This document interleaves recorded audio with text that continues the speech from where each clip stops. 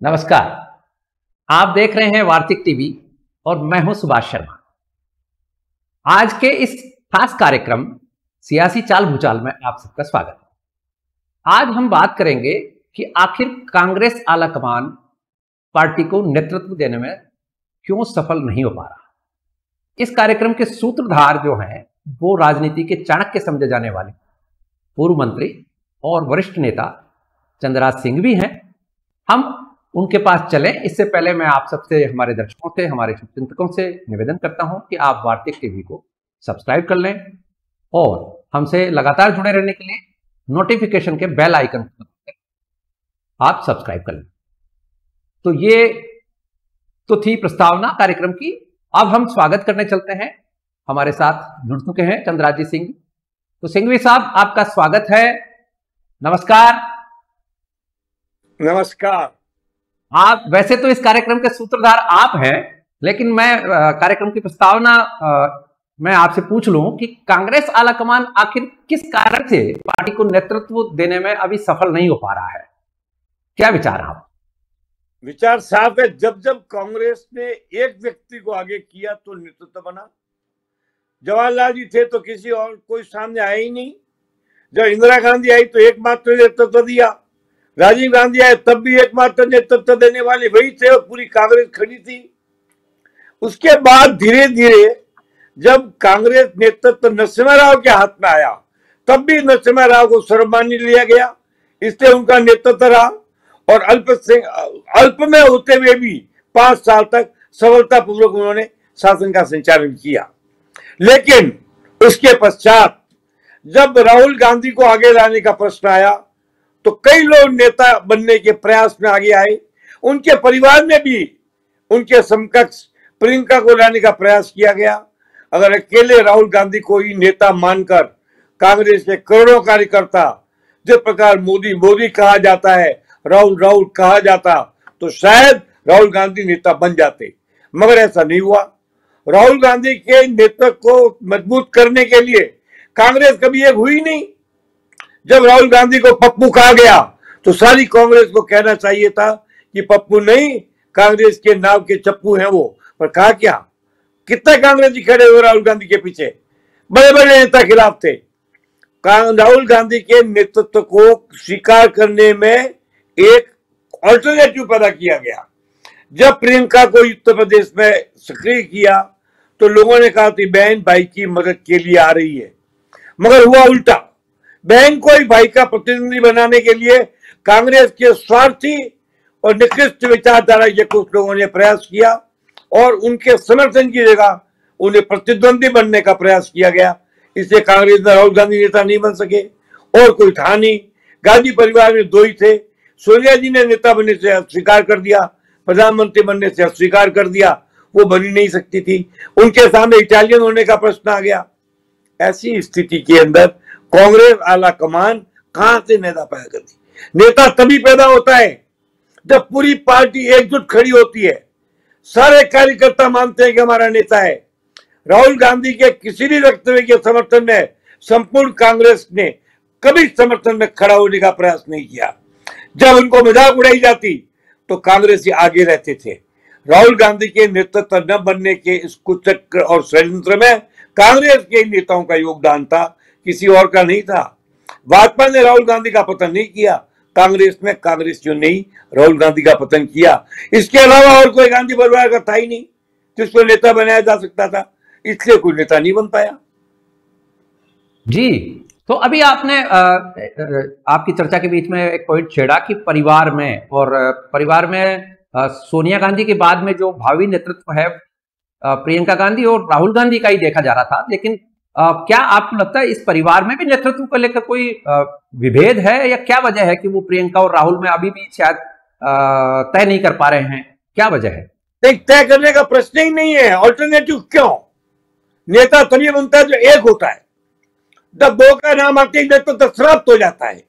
अगर अकेले राहुल गांधी ये नेता होते और प्रियंका जी को लाने वाले लोगों के मन में पवित्र आत्मा की बात होती, उनके मन में पार्टी का प्रेम होता और राहुल गांधी के समर्थन में प्रियंका खड़ी हो जाती, राहुल गांधी के हर स्टेटमेंट के पीछे 2 करोड़ कांग्रेस करता खड़े हो जाते और राहुल गांधी जिंदाबाद के नारे लगा देते तो राहुल गांधी नेता बन सकते थे, पर ऑल्टरनेटिव दे दिया गया ना। जब भी ऑल्टरनेटिव दिया जाता है तब नेतृत्व नहीं बनता है, ये तय है। भाजपा में भी नेतृत्व ऑल्टरनेटिव के बिना रहा। जब तक अटल बिहारी वाजपेयी थे, अटल बिहारी वाजपेयी थे। अटल बिहारी के बाद में भारतीय जनता पार्टी के अंदर कौन आदमी आया जो सिंगल नेता बना हो? बनने की स्थिति नहीं बनी। इसके बावजूद भारतीय जनता पार्टी के ऊपर हम चर्चा करेंगे, उससे पहले मैं आपसे ये जानना चाहता हूं कि अभी आपने कहा कि ऑल्टरनेटिव खड़ा किया गया, तो क्या कांग्रेस के अंदर खाने कुछ लोग ऐसा चाहते हैं कि ये ऑल्टरनेटिव खड़ा रहे प्रियंका के रूप में, या पूर्ण एक षड्यंत्र था राहुल गांधी के खिलाफ?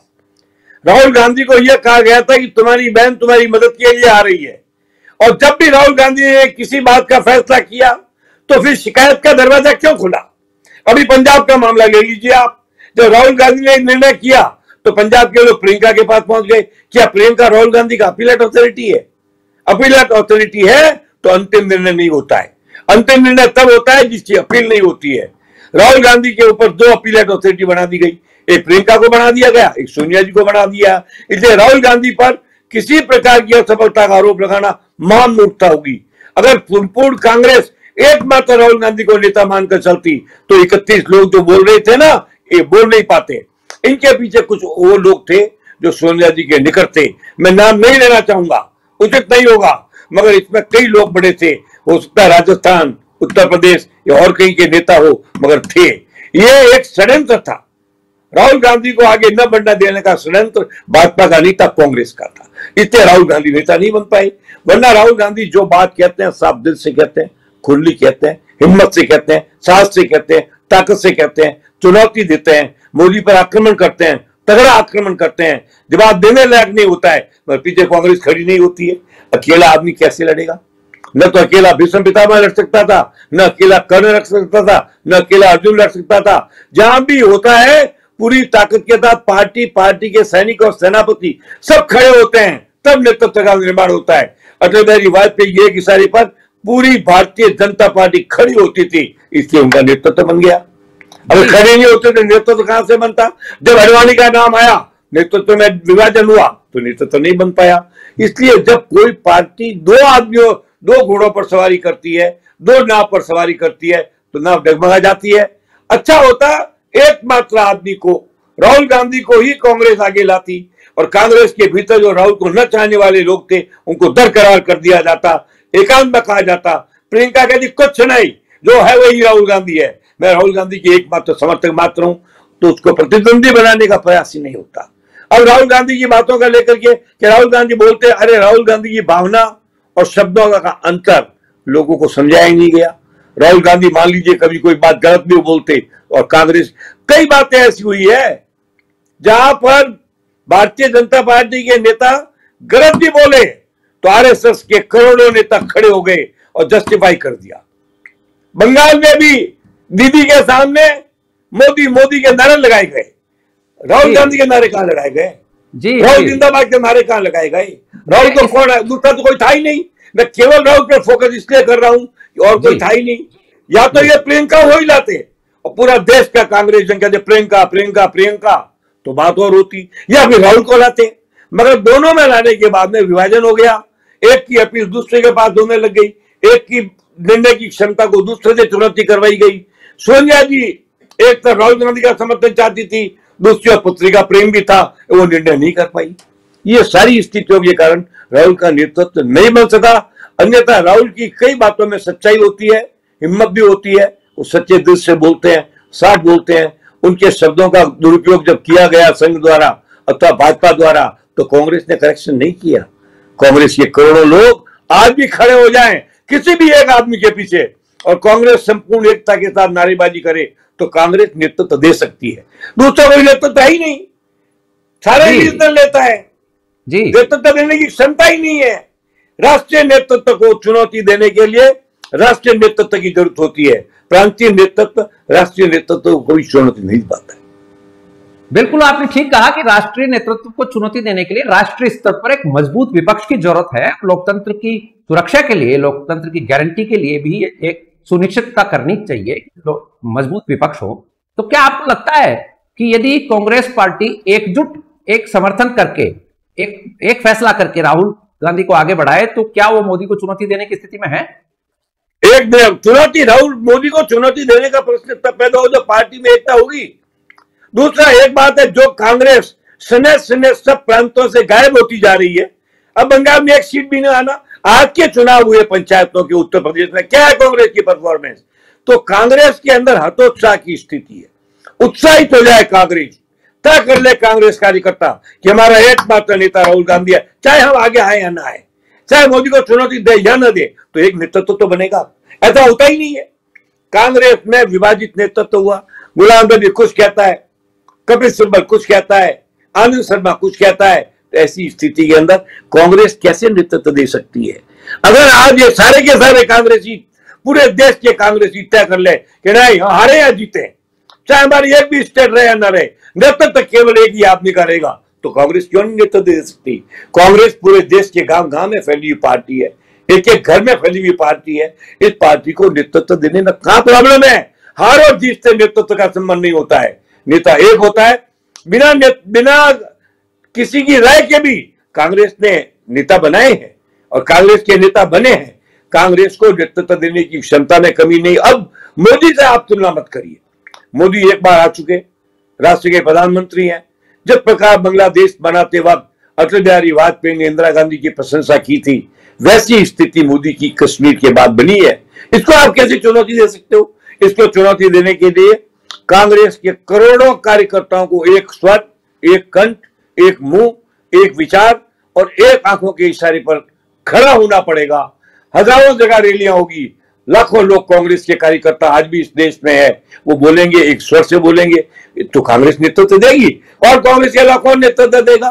क्या उत्तर प्रदेश के कोई छोटे मोटे प्यादे नेतृत्व दे सकते हैं, या बंगाल की वो ममता नेतृत्व दे सकती है? आप बताइए तो सही। और है कौन नेतृत्व देने वाली पार्टी? किस पार्टी में इतना दम है जो राष्ट्रीय स्तर पर नेतृत्व दे? पार्टी नहीं है। कहीं उत्तर का झगड़ा, कहीं दक्षिण का झगड़ा, कहीं राजपूतों का झगड़ा, कहीं जाटों का झगड़ा, कहीं यादवों का झगड़ा, कहीं कुर्मियों का झगड़ा। ये सब क्या है? कोई पार्टी दलित की पार्टी बन के रहेगी, कोई स्टेट की पार्टी बन के रहेगी। सिवाय कांग्रेस की कौन पार्टी है जो 36 कौम का नेतृत्व कर सकती है, जो पूरे देश में फैली हुई हो, जिसका गांव गांव में कार्यकर्ता हो? आज कांग्रेस की, मैं कांग्रेस में नहीं हूं, कांग्रेस के विरोध में हूं, पर मैं 30 साल तक कांग्रेस में रहा हूं।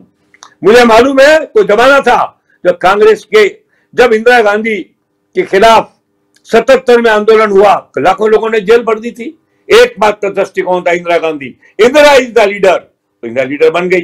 उनकी मृत्यु के बाद Rajiv is the leader, Rajiv नेता बन गया। अब कोई है ही नहीं। क्यों नहीं बोलती पूरी Congress Rahul is the leader? तब कुछ प्रांतीय नेताओं के स्वार्थों का टकराव होता है, क्योंकि राहुल गांधी यस मैन नहीं है किसी का। उसकी टीम में अलग प्रकार के लोग थे, वो उनके साथ घिरा हुआ है, उनकी मदद करता है। ये दूसरों को पसंद नहीं है, तो जो जड़े जमाए हुए बरसों से बैठे हुए नेता हैं कांग्रेस के, उनको लगा कि नया आदमी कहां से आ गया। आ तो गया, इसका प्रशंसा अलग है, इनका तरीका अलग है, इनका शौक अलग है, इनके मित्र अलग है, इसलिए उसको समर्थन नहीं मिला। और जब समर्थन नहीं मिलता है सेना का, तो कितना ही बड़ा सेनापति हो, उसको भागना पड़ता है मैदान से। जी, आपने बिल्कुल वैलिड बात उठाई है कि एक छत्र नेतृत्व होना चाहिए, लेकिन जो नेतृत्व में बिखराव की स्थिति है, इसको कार्यकर्ता, तो मुझे नहीं लगता कार्यकर्ताओं के बस का है कि वो एक कर देंगे। ये तो पार्टी की जो सीनियर लीडरशिप है वही तय करे कि वो किसे अपना लीडर मानती है। तो सीनियर लीडर किसने रोका है तय करने से? हम तो चाहते ही है सीनियर लीडर तय करे। पहले ये तो तय करेगी नेता है क्या, पहले ये तो तय करेगी इस आदमी की कोई अपील नहीं है, ये तो तय करेगी इसका निर्णय अंतिम है। नेता वही बनेगा जिसका निर्णय अंतिम होगा। अब जहां तक सोनिया जी का प्रश्न, उनका निर्णय अंतिम है, पर सोनिया जी के दिमाग में किसी एक का निर्णय अंतिम नहीं है। ये सोनिया जी को तय करना पड़ेगा कि देश का नेतृत्व किसको दिया जाए, कांग्रेस का नेतृत्व किसको दिया जाए, तभी जाकर के नेता बनेंगे ना। नेता ऐसे नहीं बनाया जाता है। राजस्थान में जब वसुंधरा आई, तो एक बात है, राजस्थान की बीजेपी ओनली वसुंधरा, तो वसुंधरा चुनाव जीत गई। और जब विभाजन का विचार हुआ तो चुनाव हार गई। देश में जब मोदी जी आए तो एकमात्र मोदी थे, तो मोदी जी जीत गए। विभाजन होता तो वो भी नहीं जीतते। इसलिए एक व्यक्ति, एक छत्र, एक विचार और एक उद्देश्य की पूर्ति के लिए एक पार्टी को एक होना ही पड़ेगा। यह जरूरी नहीं है कि मोदी का ऑल्टरनेटिव बने, न बने, मगर एक नेता तो बने। ये तो कहे कि कांग्रेस कौन, वो आदमी कहता है वो कांग्रेस है, ऐसा ही नहीं। अब ये कहेंगे ना लोकतंत्र में एक आदमी को अधिकार नहीं दिया जाता है, पर बहुमत को एक फैसला करने से तो कोई नहीं रोकता है। करे ना एक फैसला मिलकर के, सारी कांग्रेस में क्या करे, तय बुलाए एक मीटिंग आम सभा, तय करे who is our leader, we want one name, तय करे फैसला करके। पर ऐसा होता नहीं है, ऐसा नहीं होता। वो दो होते हैं तो विभाजन होता है, विभाजन होता है आवाज में दम नहीं होता है, आवाज में दम हो तो विरोधाभासी आवाजें आती है, विरोधाभासी आवाजों से राष्ट्रीय नेतृत्व पैदा नहीं होता है। जी, आपने अभी लोकतंत्र की बात की, मैं आपसे जानना चाहूंगा आप कार्यक्रम के अंतिम पड़ाव में कि भारतीय जनता पार्टी एक कार्डर बेस्ड पार्टी होने के बावजूद लोगों में मान्यता बना चुकी है कि उनमें आंतरिक लोकतंत्र है, और कांग्रेस की जो सीनियर लीडरशिप है उसमें, जिसकी अभी चर्चा आप कर रहे थे, उसमें यह चर्चा है कि कांग्रेस में आंतरिक लोकतंत्र अब कम हो गया है। क्या यह कारण तो नहीं कि कांग्रेस बिखरी बिखरी नजर आ रही? नहीं, कांग्रेस में आज भी सोनिया जी का निर्णय अंतिम निर्णय है, पर सोनिया जी स्वयं ये निर्णय नहीं ले पा रही है कि कौन नेतृत्व कौन करे। वहां पर ऐसा नहीं है, वहां पर तो एक संघ नाम की इतनी बड़ी ताकतवर चीज नागपुर में बैठी है, उसके आदेश को टालने की हिम्मत तो नरेंद्र मोदी में भी नहीं है। आज अगर आरएसएस फैसला कर लेती है 1 घंटे के अंदर नेतृत्व परिवर्तन किया, उत्तराखंड में हुआ है ना नेतृत्व परिवर्तन, तो संघ के पास जो कैडर है उस कैडर में दो का प्रश्न ही नहीं है। जिसके सर पर हाथ धर दिया आरएसएस ने वो नेता बन गया। वहां सोनिया जी फैसला करती है या आरएसएस फैसला करता है, ये दोनों के पैरेलल चल रहे हैं। और आरएसएस का फैसला होने के बाद मोदी को बनाया किसने? आरएसएस ने। अटल जी को किसने बनाया था? आरएसएस ने। आरएसएस की ताकत को कोई चुनौती भाजपा में नहीं दे सकता, इसी प्रकार सोनिया जी के फैसले को नहीं दे सकता। ये तो सोनिया जी का अनिश्चय है कि वो घोषणा नहीं कर सकती under all circumstances he is my representative and he is the Congress. उसके बाद अगर कांग्रेस से कुछ लोग जाते तो जाने दो, जरूर तो सारे आदमी अंदर है। गए ना ज्योतिरादित्य, नितिन प्रसाद गए, जाने दो ना, क्या फर्क पड़ता है। कांग्रेस एज ए पार्टी बनी रहेगी। कांग्रेस सर्व प्रेजेंट पार्टी है, इट इज ओमनिशिएंट, ओमनी प्रेजेंट। इसलिए कांग्रेस को नेतृत्व बनाना ही पड़ेगा, किसी को नेतृत्व देना ही पड़ेगा। मैं नहीं कहता कि वो राहुल को दे, ये उनका फैसला है। दो नावों पर सवार करेगी कांग्रेस, तो कांग्रेस कभी किनारे पर नहीं पहुंचेगी, ये तय है। जी, आपने जतिन प्रसाद का नाम लिया, और कांग्रेस में जो पीछे दिनों जो एक तरह की हलचल थी, पार्टी के बहुत सारे नेता बाहर चले गए, ये आपने इंगित किया। मैं कार्यक्रम को समाप्त करूं इससे पहले आपसे ये पूछना चाहूंगा कि कोई ऐसी बात जो आप कहना चाहते हो कांग्रेस नेतृत्व के बारे में, तो वो आप और कह दें, तो मैं शायद पूछ ना पाया हूं, तो वो आप और कोई बात कहनी हो तो आप कह दें, फिर मैं कार्यक्रम। कांग्रेस में संगठन से ज्यादा सत्ता को महत्व देने की लालसा पैदा हो चुकी है। कोई आदमी सत्ता में जो आगे बैठ जाता है वो संगठन में जाना नहीं चाहता है, क्योंकि संगठन की वो शक्ति नहीं है जो भाजपा की संगठन की शक्ति है। इसलिए कांग्रेस के अंदर संगठन को सत्ता से ज्यादा प्रभावी बनाया जाना चाहिए। कांग्रेस पार्टी के हित में जो सोचे वही नेता होना चाहिए। केवल सत्ता की लोलुपता और सत्ता की लालच में जो सत्ता में बैठे रहना चाहते हैं उनसे कांग्रेस को दरकिनार कर देना चाहिए। जी, तो ये हैं चंद्रराज सिंघवी। आप सुन रहे थे आज का हमारा विशेष कार्यक्रम सियासी चाल भूचाल, जिसके सूत्रधार सिंघवी साहब हैं। सिंघवी साहब राजनीति के चाणक्य माने जाते हैं, बहुत लंबा राजनीतिक अनुभव है, पूर्व मंत्री रहे हैं, बहुत सारे बड़े बड़े दिग्गज नेताओं के राजनीतिक सलाहकार रहे हैं। तो आप आज के इस कार्यक्रम का अब हम यहीं समापन करते हैं। बहुत बहुत धन्यवाद। लेकिन जाने से पहले, आपसे विदा लेने से पहले, मैं वार्तिक टीवी के सभी शुभचिंतकों से, सभी हमारे दर्शकों से निवेदन करता हूं कि आप वार्तिक टीवी को सब्सक्राइब कर लें और बेल का आइकन दबाकर सीधे जुड़ने के लिए नोटिफिकेशन का बटन जरूर दबाएं। बहुत बहुत धन्यवाद। बहुत बहुत धन्यवाद भैया, बहुत धन्यवाद। सिंघवी साहब का मैं आभार व्यक्त करता हूं। धन्यवाद।